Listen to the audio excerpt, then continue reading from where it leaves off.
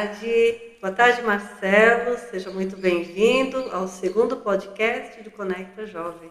Boa tarde, Vivian. Boa tarde, pessoal do Conecta Jovem. Boa tarde a todos que nos acompanham, né? E desde já agradeço a oportunidade, né, o convite de estar aqui podendo falar um pouco sobre música litúrgica. Isso aí.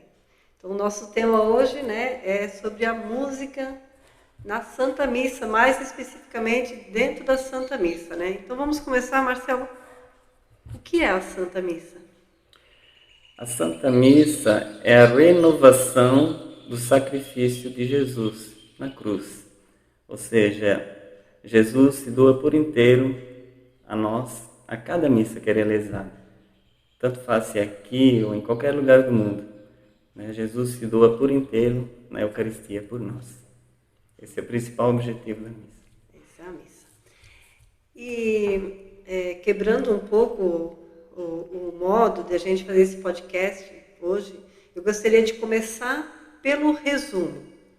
Então, uma coisa que precisaria ficar bem claro para todos nós, né, que servimos na Santa Missa, é que alguns cantos não podem ser modificados à letra. Marcelo, quais são esses cantos que eles são uma oração?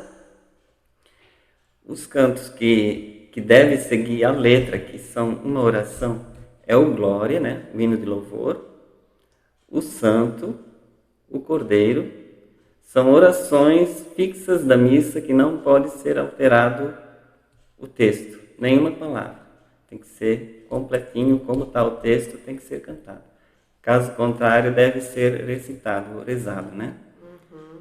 E daí também tem o ato penitencial, que deve se seguir as fórmulas do missal, né?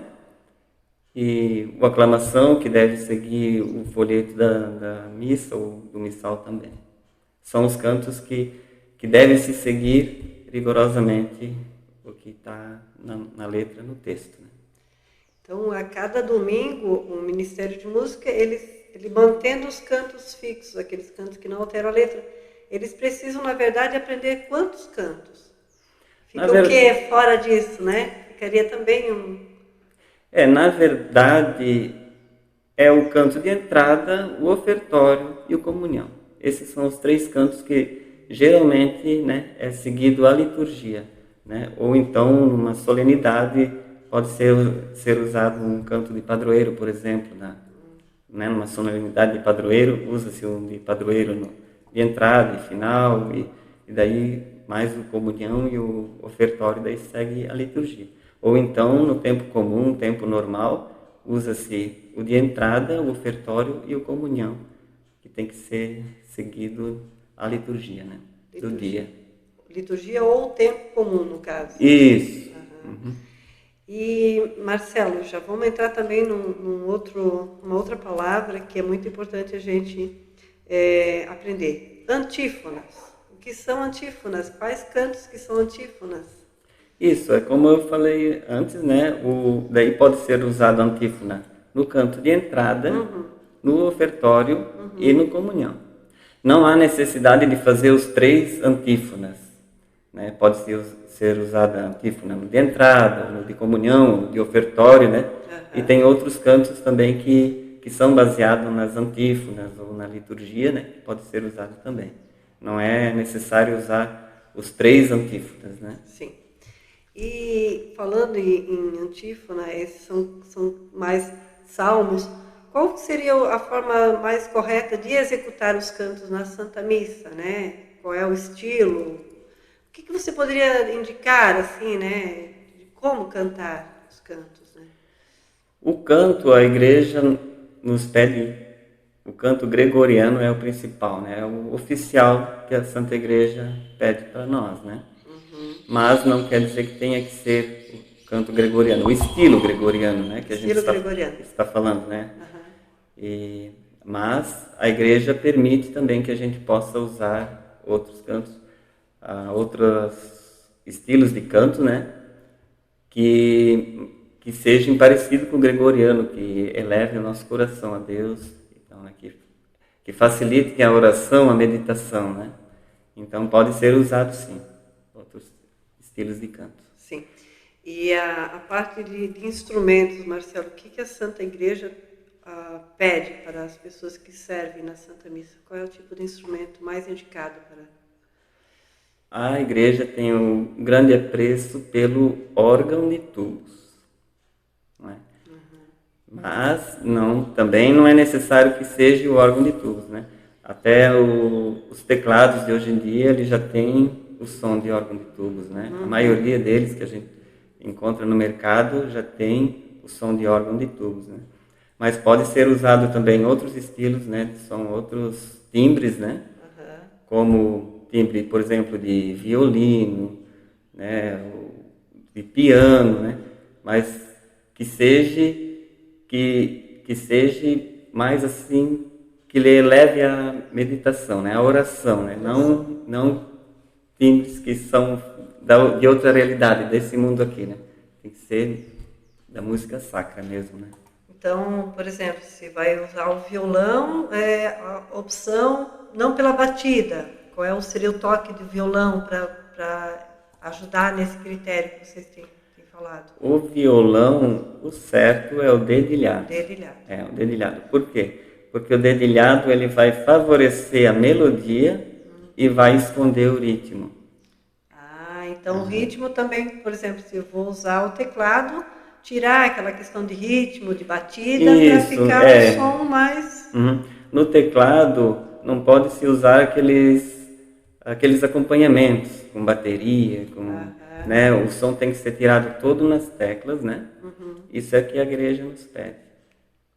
Não pode trazer, porque colocamos ritmo, nós estamos trazendo ritmos de fora, né? E a música sacra não é isso. A música sacra tem que levar à oração e não a imaginar uma festa que aconteceu, uma rodinha de amigos e tal, né?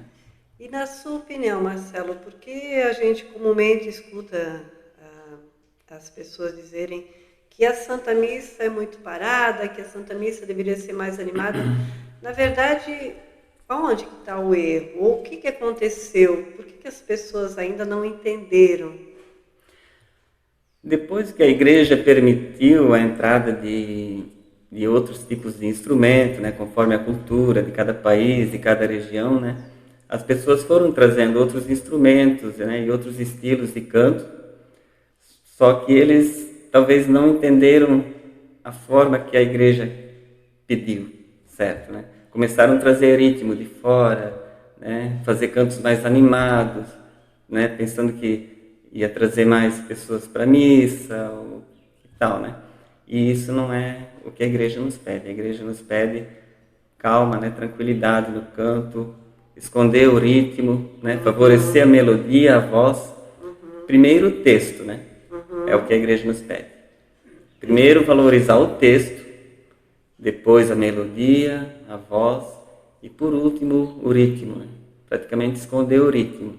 Isso é o que a igreja nos pede.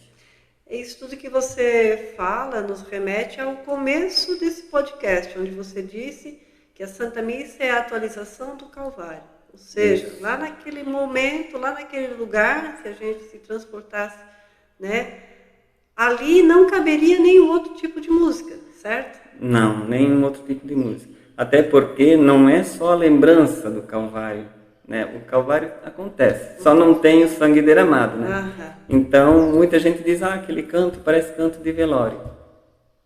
O que é o Calvário, né? Não é mesmo? Então, a gente tem que ter muito respeito, né, com o que a igreja nos pede, né? E tentar fazer cada vez mais parecido com aquilo que a igreja nos pede, que Jesus quer de nós, né? Certo. Então, Marcelo, se a gente começasse agora, eu acredito que a gente conseguiu, né, fazer um apanhado geral do que vai ser esse podcast, né? Mas a gente agora entrar parte a parte, né? O que você destacaria Começamos a Santa Missa com o canto de entrada. O canto de entrada, a finalidade do canto de entrada é abrir a celebração, promover a união da Assembleia, né? Introduzir o canto na liturgia do dia, ou do tempo, ou da solenidade, né? E acompanhar a procissão do sacerdote, dos ministros, coroinhas, acólitos, se tiver, né? Até o presbitério. ali pode-se encerrar o canto, né? Geralmente dá uma estrofe e o refrão já termina o canto de entrada, né? Essa é a finalidade do canto. Certo. E aí, após, a gente teria o canto de ato, né? O ato penitencial. Quais você falou em fórmulas, né? Essas fórmulas foram definidas e pela igreja também e a gente tem que seguir, não é isso? Com certeza. Para isso tem as fórmulas, né? Já está definido lá, tem a letra, tem diversas opções nas fórmulas, né? Que a gente pode se usar, né? E não podemos cantar outro canto, né? Então tem que ser aquilo ali que está na fórmula do missal, né? Tá, e por exemplo, eu já até trouxe aqui o nosso da CNBB, o nosso folheto. Aqui, esse ato penitencial que sempre vem aqui, ele é correto. Aquele nosso do livrinho vermelho, ali não tem nenhum ato penitencial que seja litúrgico, é isso? Eu já nem procuro lá, né? Porque pode até ser que tenha um que vai dar para o dia, mas eu acredito que não. Mas eu já nem procuro mais lá, eu já procuro na liturgia do dia, né? Na internet a gente acha através do Pocket Terço, né? Ou tem outros sites, né, seguros ali que a gente pode procurar, né? E ali tem diversas fórmulas que a gente pode usar. A primeira fórmula do ato penitencial é o confesso a Deus Todo-Poderoso, né? Que também é uma oração. Isso. Também não pode ser modificada a letra. Não pode ser modificada a letra. E pode ser cantado sim, desde que seja exatamente, confesso a Deus Todo-Poderoso e a vós irmãos e assim por diante, né? Certo. E ainda temos que saber que agora com o novo missal acrescentou um minha culpa, né? Repete minha culpa. Isso, por minha culpa, minha tão grande culpa, né? Então, o que a igreja nos pede é que se cantarmos, não podemos cantar na fórmula antiga, né? Tem que ser nessa fórmula nova já, para seguir exatamente. Caso contrário, tem que ser rezado, né? Preferência rezado. Então, se eu sou acostumada, a minha paróquia é acostumada, Senhor, tem de piedade, perdoai, é melhor que seja rezado, né? Porque ele não incentiva a uma penitência, não. né? Parece que a gente não está pedindo perdão, parece que nós estamos fazendo festa porque pecamos. Estamos alegres porque pecamos, em né? vez de ficarmos tristes, né? Sim. Então o canto de ato penitencial é muito importante também que seja executado de uma forma bem correta, né? O cantor, o que ele consegue passar, o povo vai sentir.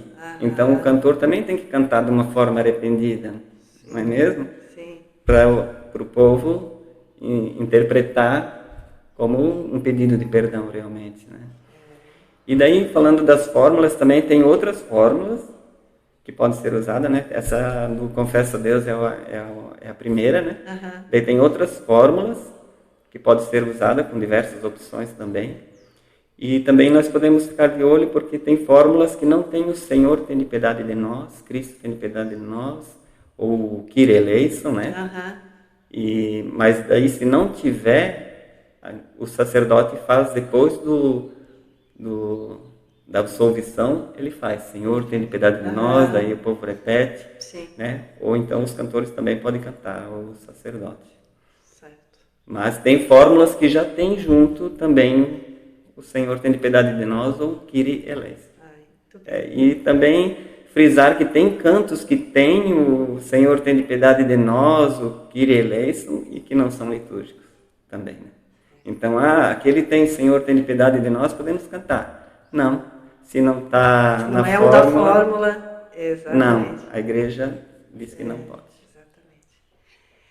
E aí, depois do ato penitencial, vem mais uma oração, que é a oração do Glória. O Glória, como eu falei, né, ele não pode ser alterado o texto, a letra. É glória a Deus nas alturas e paz na terra aos homens por ele amados e assim por diante. Novamente, exatamente. Eu trago aqui também a folha do domingo, a oração que está aqui, que ainda fala preferencialmente cantado. E também acredito que naquele nosso livrinho vermelho, não conheço algum Glória que contemple essa letra, né? Então também temos que aprender para servir. Com certeza. O Glória é a oração e pronto. Não tem. A igreja pede isso, né? E as pessoas com o tempo foram trazendo outros cantos para a igreja. Eu lembro que quando eu era criança, já 40 anos atrás, se cantava glória, glória, aleluia, eu lembro de hoje. Né? Então já é há muitos anos que foi entrando isso para a nossa igreja, né? E até, mas hoje nós temos a oportunidade de procurar a informação mais fácil, temos a internet, né? Antigamente até dava para entender, né, que o pessoal não tinha essa informação, né? Hoje nós já temos essas informações que a gente pode buscar na palma da nossa mão e facilitar, né, bem a nossa vida. Certo. Então, por que essa letra aqui, né, ela é o melhor hino de louvor, o melhor ato de louvor, o melhor ato de glória que a gente pode dar para Deus, o mais completo, é essa aqui. Isso, né? A igreja entende. É um hino muito antigo, né? E a igreja não muda porque é a melhor forma de louvar a Deus, é através desse canto, e é esse que deve ser cantado, né? E se não for cantado, rezado, então, Exato. né? As pessoas podem dizer, mas vai enjoar, né? O mesmo glória, cantar sempre o mesmo glória, né? Mas aí rezado, também a gente reza sempre o mesmo, né? Sim. Então, cantado ainda tem a opção de mudar a melodia, né? Pode cantar um ano uma melodia, depois troca, né?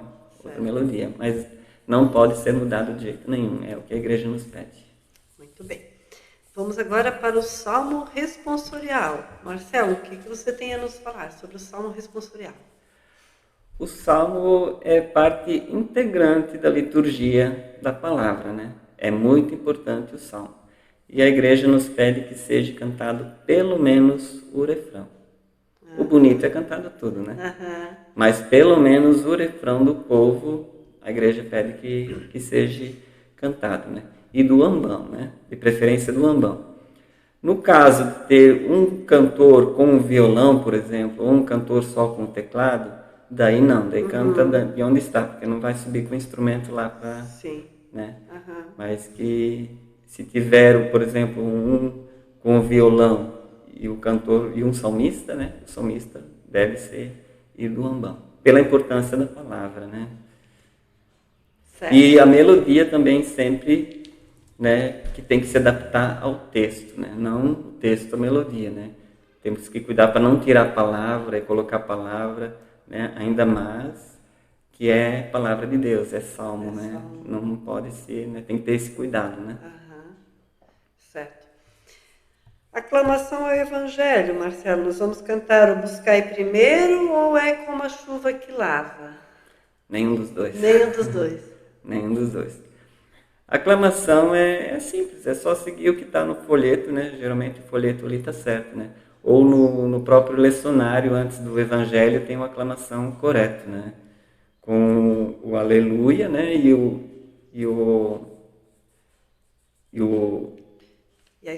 a estrofezinha, né? Como é que é? O versículo, né?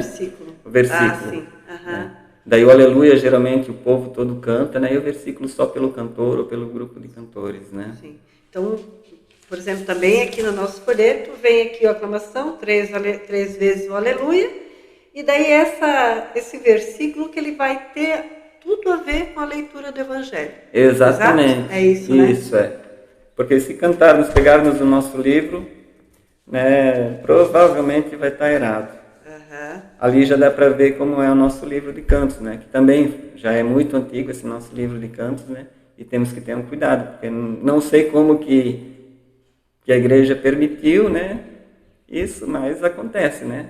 Essas coisas tem dentro da nossa igreja também, mas nós, como cantores, podemos, né, buscar melhorar e ir tirando aos pouquinhos, né? E o povo também não tem tanta rejeição assim quanto aos cantos se cantarmos liturgicamente, não. A gente já percebeu isso, né? Que não, o povo está bem aceitando isso. Porque acredito que, Marcelo, que a liturgia ela é uma coisa que ela acaba ficando tudo igual, né? Não fica uma coisa, estamos cantando uma coisa, rezando outra, a nossa aclamação fala de uma coisa, o Evangelho fala de outra. Não. acaba vendo que é uma sintonia, Isso. né? É isso, né, que acontece quando canta exatamente a liturgia, né? A igreja pensa tudo, né, certinho, né? Para a gente fazer certinho, para tudo interligado, né? Tudo junto, né? Que é o que a igreja nos pede, né? Não o evangelho falar uma coisa e nós cantarmos outra e assim, né? Sim. E falando ainda da aclamação, daí não pode ser cantado o aleluia na quaresma, né? Mas daí também tem o versículo certo já, né? Sim, já vem no lecionário, né? No folheto, né? Já vem correto também. Sim, muito bem. Então, passamos agora para a preparação das oferendas, que é o chamado canto de ofertório, conhecido como canto de ofertório. O que você teria para dizer? O canto do ofertório é o mesmo da entrada, né? O mesmo estilo do canto de entrada, né? Antífona, isso, ou não, né? seguindo a liturgia, isso, Aham. exatamente. E o canto também ele se estende até o sacerdote lavar as mãos, daí já pode se encerar também, né? Sim. Não precisa alongar. Aham. E assim como o canto de entrada, também não há necessidade do povo cantar junto. Por isso a oportunidade de usar a antífona, né? Muito que bem. Geralmente é mais desconhecido. Porque os cantos são para Deus e não são para o povo, é isso? Isso. Tem cantos que há necessidade, né, do povo cantar junto. Por exemplo, o Senhor tem piedade de nós, né, tem as respostas, o glória, né? Mas sabendo a oração, o povo já consegue pegar, né? Sim. Mesmo que não conheça a melodia, vai cantando baixinho, né? E vai ajudando, né? Mas o ofertório, o comunhão e o entrada não é necessário que o povo cante junto. Muito bem. Passamos agora para o canto do santo, né? O que você tem a falar sobre o canto do santo? Deixa eu só aqui dar uma... Eu vou dar uma introdução aqui e aí você vai explicar isso para nós, Marcelo. Por isso, com a multidão dos anjos e dos santos, entoamos o hino da vossa glória, cantando a uma só voz. Cantando a uma só voz é porque nós todos temos que cantar a mesma coisa, né? Porque não os anjos e santos vão cantar Santo, Santo, Santo, Senhor Deus do Universo, né? E nós cantar Deus é Santo, Deus é Amor, né? Não vai estar na mesma sintonia, né? Por isso o canto do santo ele é exatamente igual o glória, por exemplo, né? Não pode ser mudada a letra. É Santo, Santo, Santo, Senhor Deus do Universo, o céu e a terra proclamam a vossa glória e assim por diante, né? Do começo ao fim, não pode ser alterado. A menos que você queira cantar diferente dos anjos. A menos que a gente queira fazer do nosso jeito, né? Não do jeito que a igreja nos pede, né? Muito bem. Tem o cordeiro, né? Que pode ser cantado também, preferencialmente cantado, que também tem uma particularidade. Também não pode se mudar a letra. Não pode se mudar a letra. É Cordeiro de Deus, que tirais os pecados do mundo, tende piedade de nós. Cordeiro de Deus, que tirais os pecados do mundo, tende piedade de nós. Cordeiro de Deus, que tirais os pecados do mundo, dai-nos a paz. A vossa paz não tem. Não está de acordo com o que está... Então, mas se eu canto aquela melodia daquele canto que ele dá-nos a vossa paz, ele repete a vossa paz, tem que omitir. Se eu quero fazer certo, eu vou omitir, mesmo que o canto ele esteja... Né? A melodia é serva do texto, e não o texto da melodia. Escreveram isso? A melodia é serva do texto, e não o texto da melodia. Isso. Então a gente tem que adequar a melodia ao texto. Sempre. Muito obrigada, Marcelo. Muito obrigada. Passamos o cordeiro, aí vem o canto de comunhão. Que também o Marcelo já falou que é uma antífona, né? Que é o... que mais? Fala novamente. O canto de comunhão, né, inicia-se quando o sacerdote comunga, já pode se iniciar, né? E se prolonga até o fim da fila de comunhão, né? Certo. Pode-se usar antífona também, como eu já falei, não precisa ser o canto de comunhão, de ofertório de entrada antífona, mas pelo menos um ou dois desses pode-se usar antífonas, ou então opções que sejam relacionadas à antífona, à liturgia, né? O tempo. Isso. E Mas caso não escolhermos pela antífona, temos que olhar muito a letra, né? Muito. Porque o nosso livro de canto, infelizmente, né?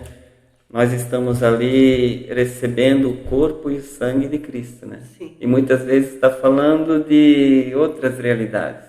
Muitas vezes estamos na fila da comunhão e o canto que nós estamos ouvindo é sobre guerra, sobre meio ambiente, sobre desigualdade social. Libertação.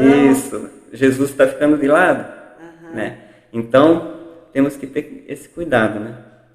Para o canto, para quando a gente está na fila de comunhão, a gente saber que a gente está ali recebendo o corpo de Cristo, né?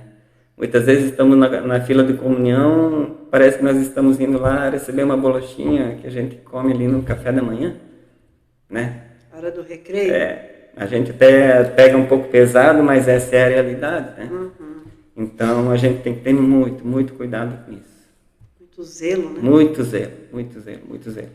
Porque se o canto for executado e cantado da forma correta, com o texto correto, a gente vai para a fila de comunhão diferente, não é mesmo? E a gente volta para o banco e se ajoelha e consegue rezar com o canto. Nesse momento a gente percebe que o canto está certo. Sim. Agora, quando a gente se ajoelha e só escuta barulho, só escuta letra falando desse mundo aqui fora, daí não é o que a igreja nos pede. Certo. Aí o chamado pós-comunhão, o ação de graças, existe também um canto que seja mais indicado, Marcelo, ou eu canto aquele que eu gosto? A gente nunca pode cantar o que a gente gosta, né? A gente tem que primeiro olhar o que a igreja nos pede, né? E o canto mais indicado é o Alma de Cristo, né? O Alma de Cristo é perfeito para o pós-comunhão. Ele fala tudo que é oração, né? É uma oração também, É uma oração também. E é uma oração que expressa o que realmente a gente comungou, né? Muito bem, daí chegamos para o canto final, assim, não sei se mais pessoas concordam comigo, eu já escutei dizer assim, que o canto final não precisa ser litúrgico, mas também não é bem assim, né, Marcelo? Não é bem assim. Até nas instruções gerais do Missal Romano, nem especifica nada sobre o canto final. Porque o canto final, ele termina na bênção final, né? Mas a gente cantou a missa toda litúrgica, né? Daí chega no final, vamos cantar um canto que não tem nada a ver. Um parabéns. Isso. Ou, sei lá, um canto que foi feito para o comércio. Não para... Não pode. Porque tem muitos cantos que são da nossa igreja católica, mas não são aprovados pela igreja, né? Então vamos ter cuidado, né? Também no canto final, né? Optar talvez por uma antífona mariana, que seria cada tempo, talvez. Isso. Pode ser, sim, a mariana é perfeito. Não tem erro, né? Escolheu o canto de Maria de Nossa Senhora para final, não errou, né? Não errou. Escolheu de Maria, não errou. Por exemplo, no Sagrado Coração de Jesus também, né? Tem cantos específicos, né? Mas não tem muito erro no canto final, não. Só tem que ter um pouco de cuidado com a letra, né? E com a melodia, né? Sim. Bom, Marcelo, passamos todos os cantos. Mais alguma coisa que você acha que era importante falar, que não foi falado? Talvez até deixar algumas referências da onde você está estudando, da onde você está buscando conhecer para realmente servir melhor, né? Então, eu queria que você deixasse assim, né, mais algumas informações assim para quem realmente está nessa estrada, está servindo a Deus, mas quer melhorar, mas não sabe por onde começar, não sabe quem buscar, Sim. né? Eu me baseio muito pelas instruções gerais do Missal Romano, né? Tem uma parte que fala especificamente do canto litúrgico, né? Ali tem bastante informações importantes, né? E tem outros documentos, né, do Concílio Vaticano II, né? Tem o próprio Papa João Paulo II, que é um santo, né, que fala muito sobre o canto litúrgico, né? O Bento XVI, até o Papa Francisco também fala da importância, né, do canto na liturgia, né? Que a gente tem que seguir retamente o que a igreja nos pede, né? E eu também olho muito no Pocket Terço, tem outros sites que têm vídeos importantes, né, com sugestões, que, né, eles postam sugestões alguns dias antes, né, por exemplo, Cante Bem a Missa, né, que eles postam sugestões de cantos. Então, ali facilita muito para a gente, né, procurar. Isso aí. E para quem está tocando, né, a gente pede, né, para fazer o que a igreja quer de nós, né? Não trazer ritmos de fora, né? Tentar fazer o dedilhado, né? Até conversando com meu filho, conversando com a Sueline, né? Não é difícil assim fazer o dedilhado no violão, né? Sim. Ah, mas eu não sei fazer o dedilhado. É fazer o primeiro, o segundo canto, depois vai embora, porque é tudo meio parecido, não tem muito erro, né? E o teclado, né? Tirar aquele ritmo de festa, aquele ritmo acompanhamento que não há necessidade de fazer isso, né? Marcelo, qual é a diferença? Porque nem sempre foi assim, né? Vocês já cantaram na missa antes e o depois, né? Qual que é a diferença? O antes é que a gente fazia tudo errado, né? A gente, no ritmo, né? A gente tinha um ritmo muito forte, né? E então a gente foi percebendo aos poucos que não é isso que precisava. A gente achava que a missa tinha que ser animada, mas não é, a gente estava totalmente errado, né? E outra coisa que a gente achava também que os cantos que estavam no nosso livro eram todos litúrgicos, e na verdade não, né? Então a gente foi aprendendo, foi buscando informações e viu que a gente estava totalmente errado, né? E hoje a gente está cantando mais liturgicamente, né? Temos coisas para melhorar ainda, mas a gente percebe que o povo está se adaptando bem, a gente até está surpreso. E a sensação de vocês por estar fazendo a coisa certa? Qual que é a sensação? A sensação é de estar realizado, né? Porque está fazendo o que a igreja pede, né? O que Deus quer de nós, né? O Deus quer o melhor de nós, e o melhor de nós é cantar de acordo com o que a igreja nos pede, né? Muito bem.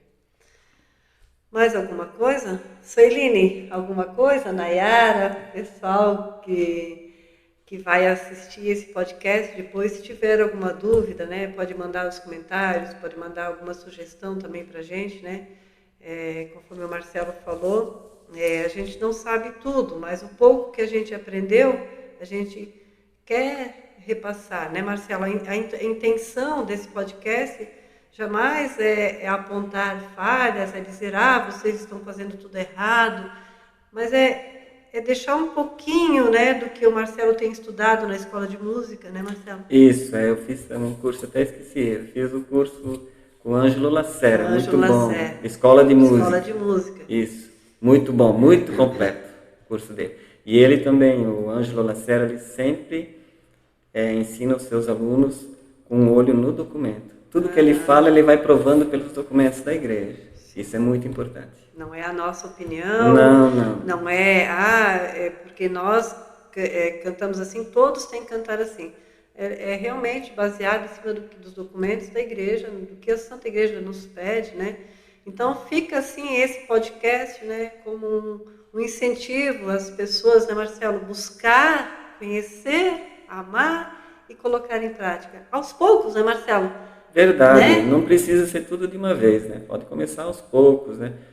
Começar com os cantos fixos, né? Colocando uma antífona ou outra, né? Indo aos pouquinhos, né? Não é necessário fazer tudo de uma vez. Eu e o Lucas demoramos quase um ano para chegar assim a ser praticamente todo litúrgico, né? Então demorou um pouquinho, né? Sim. Mas não é impossível. Hoje é mais fácil fazer litúrgico do que não, né? É mais fácil cantar e aprender a fazer litúrgico do que não. Isso.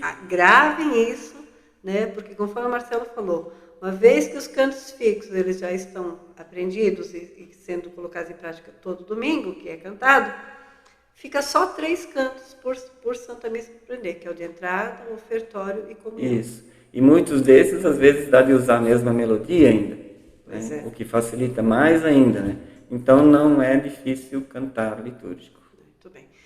Então, a gente vai encerrando esse podcast, né? Agradece de coração, Marcelo, por, né, deixar aqui essa mensagem, né? Deixar esses ensinamentos, essas dicas de ouro, né? A gente agradece a Sueline, a Nayara, o Arthur, a Janete, que também está em casa fazendo o papel de intercessora, né? E Marcelo, né, Deus lhe pague por estar aqui à disposição de Deus, né? Colocando